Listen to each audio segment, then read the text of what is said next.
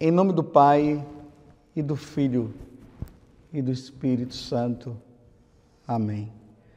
Naquele tempo, os fariseus perguntaram a Jesus sobre o momento em que chegaria o reino de Deus. Jesus respondeu: o reino de Deus não vem ostensivamente. Não se poderá dizer está aqui ou está ali, porque o reino de Deus está entre vós. E Jesus disse aos discípulos: dias virão em que desejareis ver um só dia do Filho do Homem, e não podereis ver. As pessoas vos dirão: ele está ali ou ele está aqui. Não deveis ir nem correr atrás. Pois como um relâmpago brilha de um lado até o outro do céu, assim também será o Filho do Homem no seu dia. Antes, porém, ele deverá sofrer muito e ser rejeitado por esta geração. Palavra da salvação, glória a vós, Senhor. Estamos no capítulo 17 do Evangelho de São Lucas, os versículos 20 até o 25. Mais uma pergunta pertinente, mais uma pergunta importante que é feita para Jesus.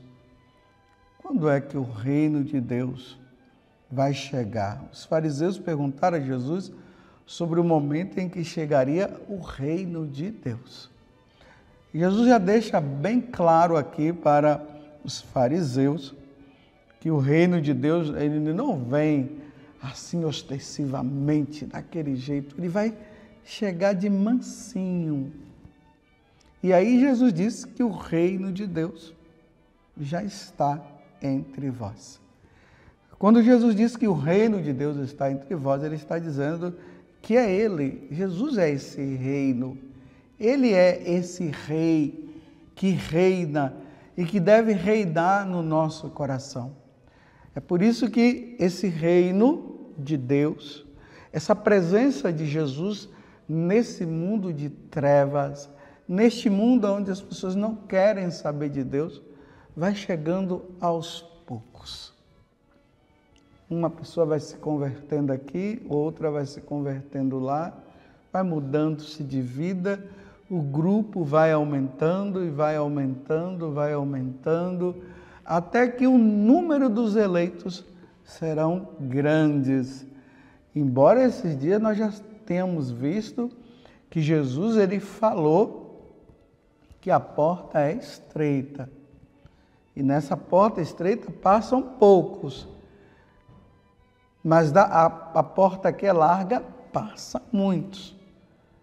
Então, o número dos que se salvarão, em comparação aos que se perderão, segundo o que Jesus falou, o número dos que se salvam serão menores em relação ao número dos que se perderão. Mas esse reino de Deus vai chegando no coração, vai entrando no coração daqueles que querem. Jesus que diz lá no livro do Apocalipse: eis que estou à porta e bato, se abrirdes eu entrarei.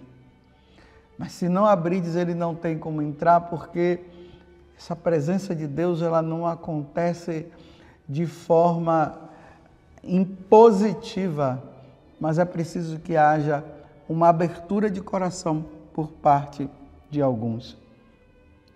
E aí veja que Jesus disse: dias virão em que desejareis ver um só dia do Filho do Homem e não podereis ver.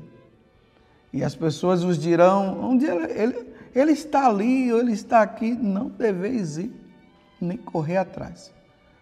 Pois como um relâmpago de um lado até o outro do céu, assim também será o Filho do Homem no seu dia.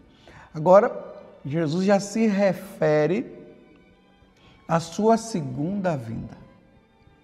Nós passaremos esse tempo vivendo da fé, crendo na presença de Jesus na Eucaristia, vendo Jesus também na presença do necessitado.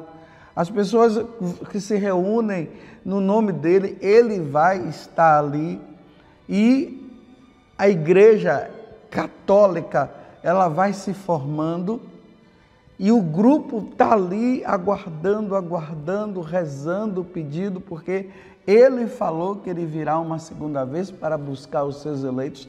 Ele não virá para morrer, mas ele virá para buscar os seus eleitos.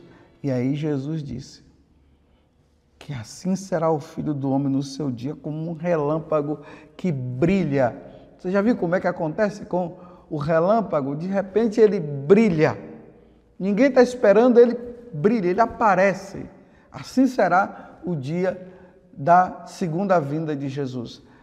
Só que Jesus termina o Evangelho dizendo: antes, porém, ele deverá sofrer muito e ser rejeitado por esta geração. Então, quando Jesus ele falou isso para os discípulos, diante dessa pergunta que os fariseus haviam feito, Jesus ainda não tinha passado pela provação, pelo sofrimento. Então ele está dizendo, primeiro o Filho do Homem vai ter que ser rejeitado, vai ter que sofrer muito por esta geração. E depois que tudo isso acontecer, aí ele virá na sua glória. Então, se nós formos olhar na história, Jesus ele já passou por todo esse sofrimento. Ele já padeceu, ele já morreu, ele já ressuscitou. Ao terceiro dia, claro, ele já voltou à casa do Pai e agora nós estamos esperando o seu retorno. Mas enquanto ele não vem, ele continua padecendo através dos membros da igreja.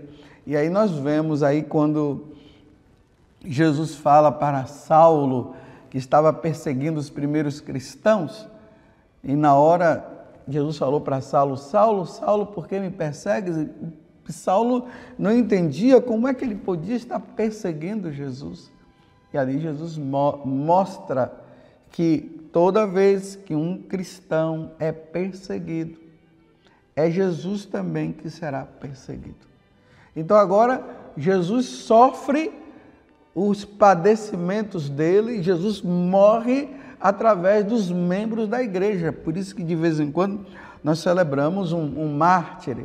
E ali nós vemos um mártir que morre dando a vida pela fé em Jesus Cristo, pela fé na igreja, provando que Jesus Cristo realmente é o nosso Deus e é o nosso Salvador e que a nossa vida deve estar voltada somente para Ele. Mas a igreja padece. Aí quando Jesus vier na sua glória, tudo acabará. É por isso que nós, diante dos sofrimentos que nós vivemos, nós não podemos de maneira nenhuma entrar em murmuração. Nós precisamos olhar para o Cristo que sofreu na cruz, nos abandonando nas mãos dele, como Paulo vai dizer, que nós devemos completar no nosso corpo, embora não haja necessidade disso, os padecimentos de nosso Senhor Jesus Cristo, completar esse sofrimento de nosso Senhor. Mas que o Senhor virá, Ele virá. Virá para buscar os seus eleitos. Enquanto isso, o reino de Deus vai acontecendo de maneira sóbria. Ele vai crescendo de maneira sóbria. E quando nós percebemos, se nós formos olhar para trás, começou ali com o povo judeu. Aí Jesus veio, ele formou os apóstolos, e os apóstolos começaram a pregar, e aí começa esse grupo dos eleitos que seguem Jesus, e foi ali a partir dos 12. E olha hoje a quantidade de cristãos que tem. Mas em comparação aos pagãos, o número de cristãos é pouco. Então precisamos pregar, precisamos anunciar o Evangelho para que esse reino de Deus aconteça na nossa vida e na vida de todos. Que Nossa Senhora nos ajude a perseverarmos, porque assim como um relâmpago brilha de um lado até o outro do céu, assim também será o Filho do Homem no seu dia. Louvado seja nosso Senhor Jesus Cristo, para sempre seja louvado, e a sua mãe Maria Santíssima. E desça sobre você a bênção de Deus Todo-Poderoso, Pai, Filho e Espírito Santo. Amém. O Senhor virá.